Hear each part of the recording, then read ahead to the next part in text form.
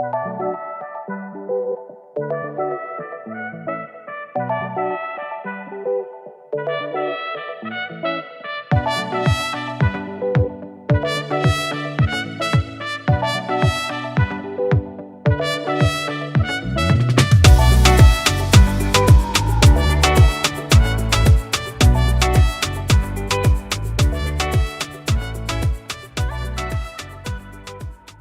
I'm Rosie and welcome to Out and About with Rosanna Faraci. On today's episode, we catch up with Hollywood actress Nicky Whelan behind the scenes on a photo shoot I do with her and an exclusive interview. We go behind the scenes on a photo shoot with the Ultra Tune girls and we visit one of Melbourne's favourite stores, Neverland. But for now, here we are at the All In for Charity Celebrity Poker. Time to join me on the red carpet.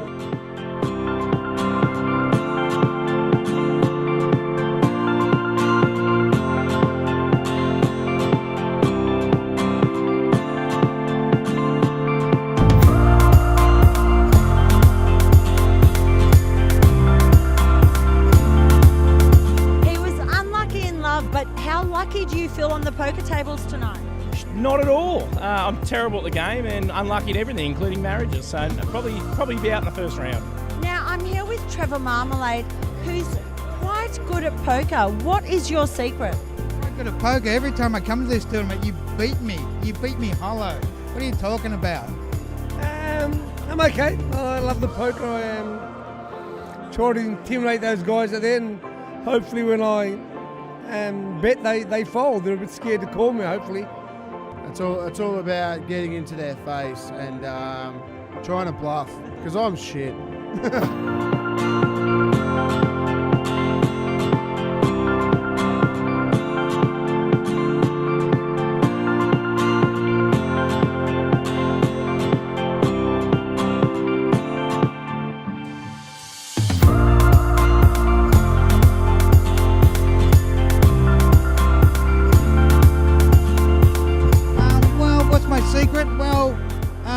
I think that Tony puts me on a table full of fish so I can at least get through the first bit, and then by the time we go to the next level, I've normally had too much to drink and I'm absolutely no good. Give me your best poker face. I love it. Good luck tonight. I'll need it, thank you. And for everyone asking, I'm wearing Yves Saint Laurent from Designer Dress Australia. Playing a bit of poker. Went all in because she left, so I was going as well. But I doubled up, so I'm in for the long haul.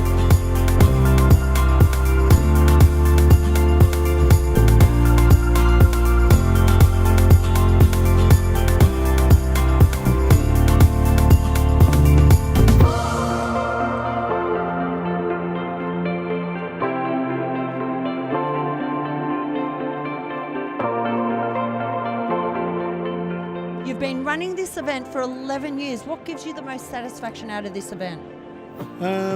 Seeing smiles on people's faces, but just seeing the event grow, raising money for charity is always important.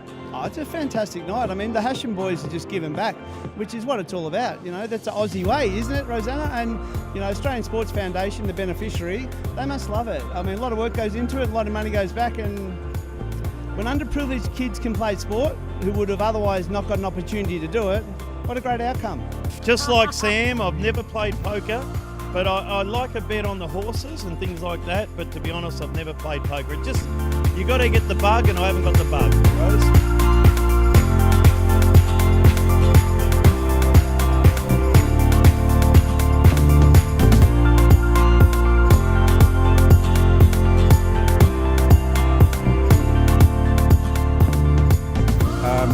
I'm a simple man. I'm partially educated, but I'm no good at poker. I know you'll think this is an obvious thing to tell you. The only poker I've played of any extent has been strip poker in my earlier formative years, and I made a point of losing all that because I just like to get the kid off.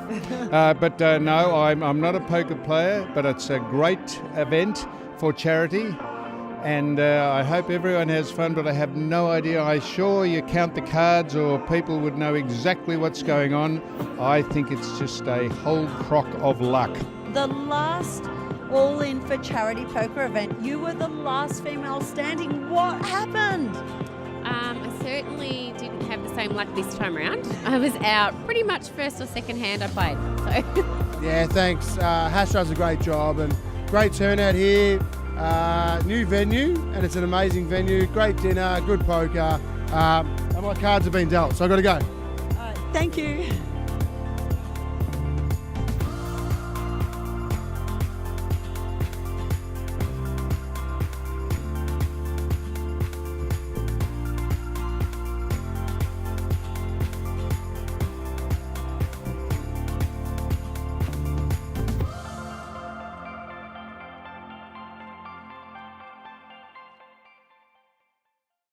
Hi, I'm Rosanna Faraci and I'm here with Hollywood actress Nicky Whelan. Now, Nicky, you're back in town. You've been so successful in Hollywood working alongside Nicolas Cage on movies like Inconceivable, Owen Wilson, Hall Pass, Matador, and so many more.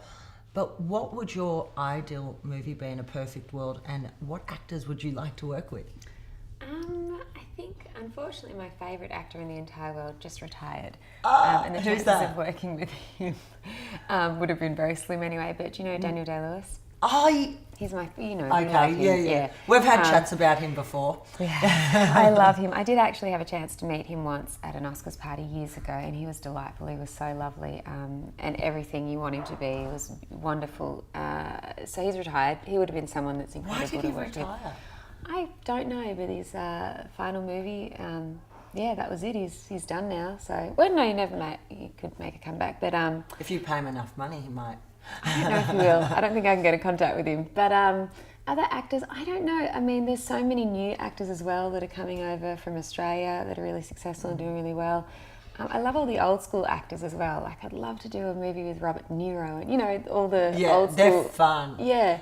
They've just got X factor and charisma. All that sort of stuff. But I don't know, I still love doing comedy. When I first moved to America, I did a lot of comedy, and then over the past few years, it's become more like thrillers. You've seen them. When you played the psychopath in Inconceivable, Yeah, I so- couldn't look at you the same after that. But all of them are going in that direction at the moment, and I want to kind of steer back toward doing more comedy again. I really enjoy doing that. So eventually, hopefully, I don't know, it's a bit of a roller coaster. So tell me, what projects do you have coming up?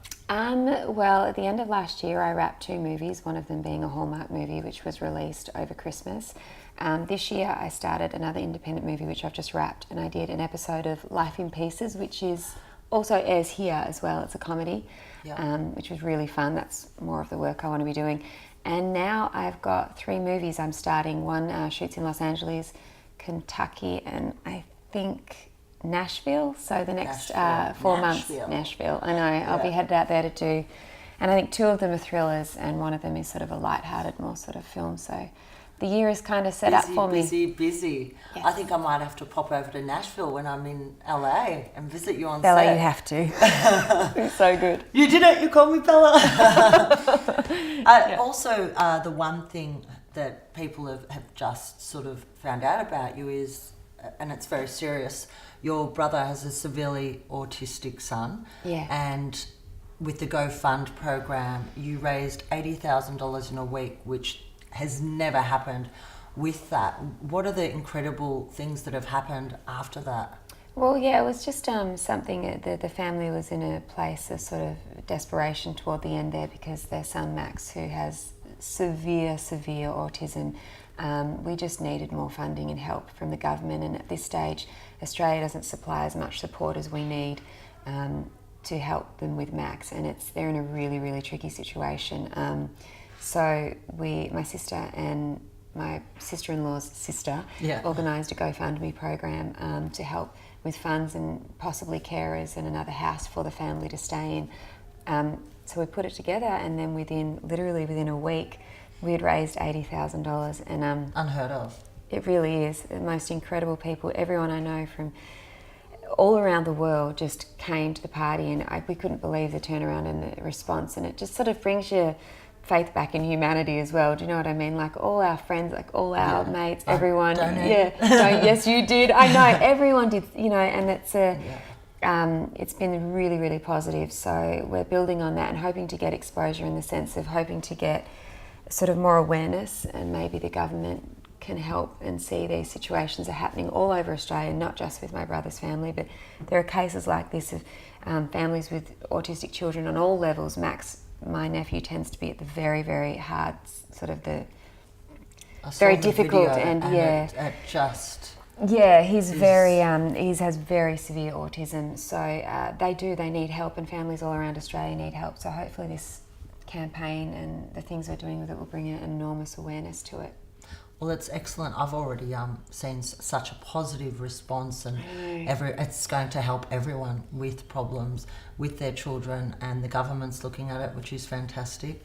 So well done, and congratulations for your hard work paying off and helping such a good cause.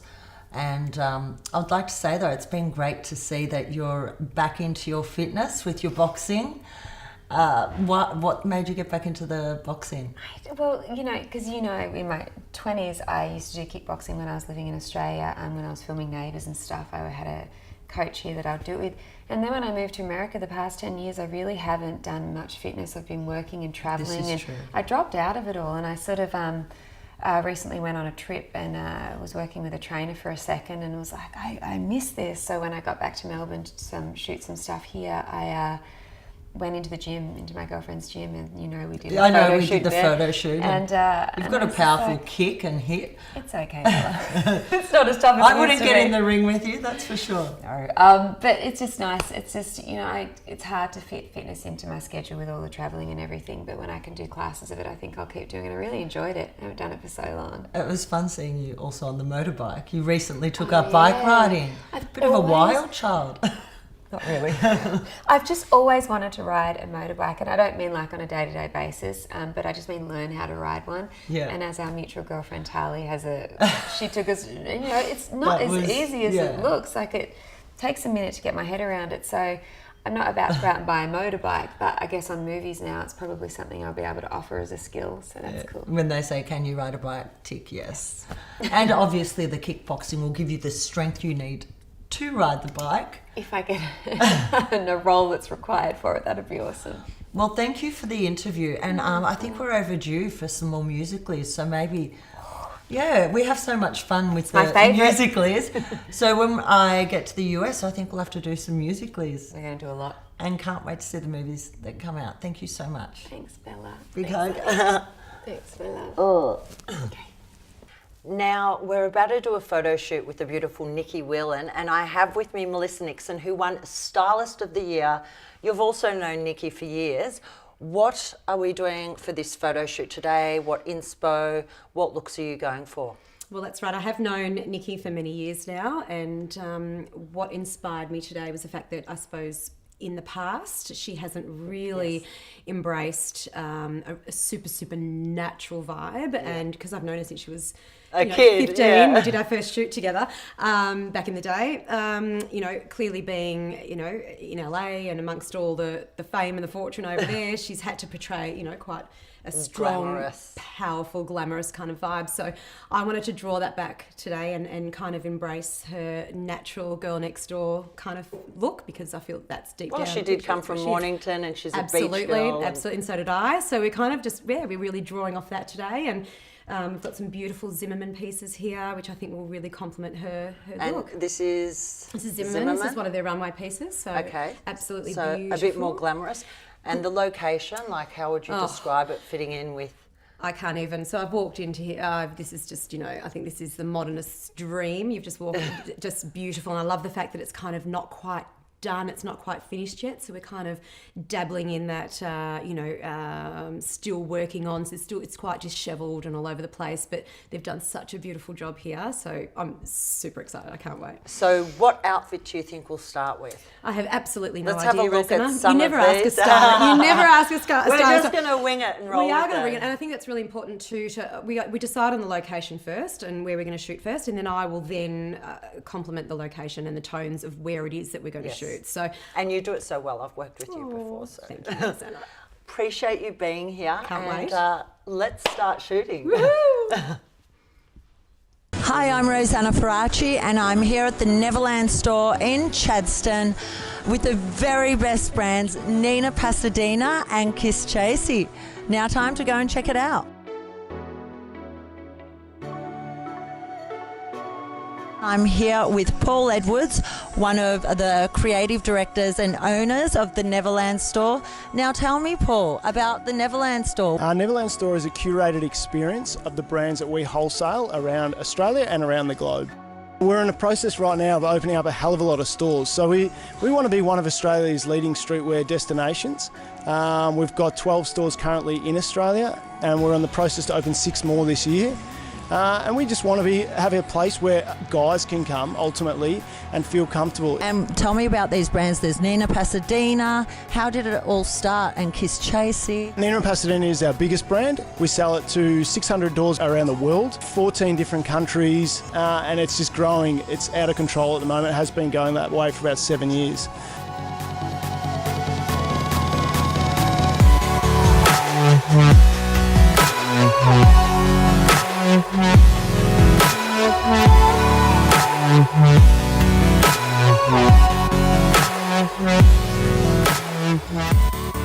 Okay, Paul, now you said you've got some products which do extraordinarily well. Tell me a little bit about them. What we're looking at here is this is our flight pant, which is our most consistent product that we've been pushing for the last 3 years. This is the newest update of it. It's a destroyed denim flight pant jogger. This is really an exceptional product, but what we're also seeing is also the new update of the flight pant or the jogger with the pin tucking. So this has seen really good success over the last probably 8 months, and we can't keep up with this, and we've brought it out in about 8 new colours. But for me, my personal favourite is something for the future. Taping is probably the biggest trend in streetwear at the moment, especially globally, but in Australia it's a bit slower to take on. So watch out for this. This is our custom NXP tape that we've got running up the side of our jogger. So for me, this is a standout for the future. Something for today, or something that's just a surefire winner.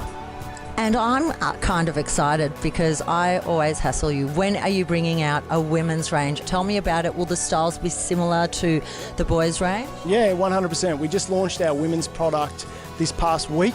After 7 years of doing Nina and Pasadena, we had a lot of demands and requests to do women's wear, and we've finally got our act together, got a great head women's wear designer to come in. The product is in line with our men's product, but it's probably a bit more forward.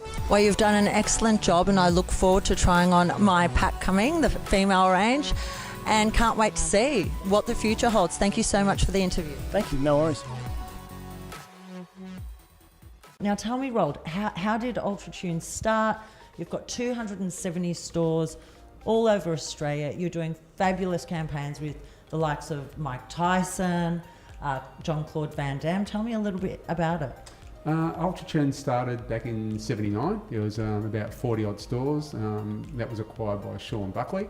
The stores were sort of failing. He used a different franchise model, and that's built up now. There's approximately 270, fluctuates between about 270 and 280 stores across the country. So it's a major national company these days. In regards to our advertising, etc., car servicing isn't the most exciting thing in the world. So our agency came up with a bit of an idea to look at doing something a little bit different, a little bit cutting edge, a little bit more engaging, comical, and a little bit controversial, and hence the Rubber Girls were born with our first 2 Rubber Girls, which were Laura and Jo. And that we basically saw the We're Into Rubber ad, which ran with the tennis about 5 or 6 years ago, and that created quite a bit of hysteria out with the politically correct. And so we thought we were onto something. We saw tyre sales go through the roof, and from there we've had I think there's about 6 or 7 so far we've had in the unexpected situation series of television advertisements. Our next star that's coming to the fore will be Charlie Sheen, who's over here in about October to shoot with us, and for 2019 we're already talking to Ronda Rousey. Okay, now I'm here with the beautiful Tiana and Laura. So tell me, Tiana, a little birdie told me you had a really interesting job before you were discovered for the Ultratune Girls. Tell me about it, and how were you discovered for Ultratune? Yes, I did. So I actually worked in construction for a mining company, which is completely opposite to what I'm doing now.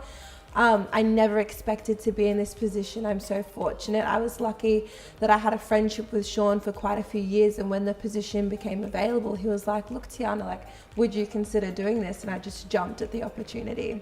So I was very lucky. Now, Laura, you're looking absolutely fabulous. You have a bit of a sprained ankle at the moment, so obviously it's going to slow you down work-wise, but you have done the most covers out of everyone. How many covers have you done? At least 10, I think. And you said so casually, 10. Yeah. Which was your favourite cover? The Miss Jet Set cover for Jet Set magazine. I think that was my favourite. Are there any covers you haven't done that you'd love to do? Maybe, I think FHM would be good to do. FHM? Yeah. And tell me, what do you do to keep in shape? Well, usually I work out, I do weights 3 times a week. Yep. So lots of squats, lunges, deadlifts, things like that. Oh, well, thank you so much, girls. And I look forward to doing our shoot now. Awesome.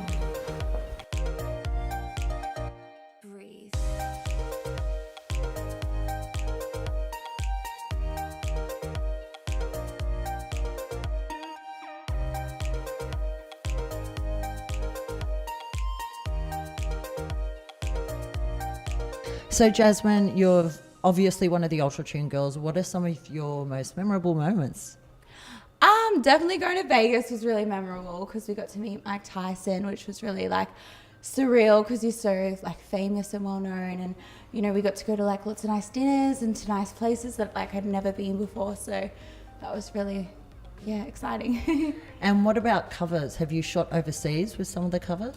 Not yet. I've just done like my Max in Australia cover with Tiana, and now like in a month I'm going over to shoot with Arthur St. John for like some more Playboy covers in America. So tell me, Panya, like you're obviously based in the Gold Coast and you come back and forth for work. Yes. How many big events are there that you go to around the world with Ultra Tune? Oh, look, we've been to so many, like they're actually countless. I couldn't even tell you how many events I've actually been to, like, you know, like costumes, outfits, like all this. Maxim parties. Playboy Mansion. I've been to the Playboy Mansion, like, you know, I got an offer from Hugh Hefner to come up to his room and I was like, kindly decline. But yeah, no, it was really surreal, like everything that we've done, like we've been like taken all over the world, and you know, like we've seen so much and we've done so much and we've made so much experience. So and what about the direction you're going in now? You were saying that it's opened doors and everything, but it's definitely opened up so many doors for me, and especially in the United States, like with my algorithms and my insights, it's saying that my biggest following is all in the United States. So basically what I want to do with it, because I do music as well, like I do R&B, hip hop, like I rap. Can you do something now? Come on. Oh, show me yeah, the rapping, Panya. It was 100 shots too many last night. I wouldn't have a good flow right now. You can catch it tonight. Just one little rap. Come on. Oh, okay. I mean, I gotta giggle, I gotta laugh a little. Mommy, I've been hot since Jazzy was in the middle. Peak royalty and little Jazzy. When they see the squad, bitches better salute like assembly. Come on, Poppy, I got dudes that would kill for me. These broke bitches, they got it in for me. I done did what I had to do with Rosanna Faraci like I had to do. Step to these bras like I had to do.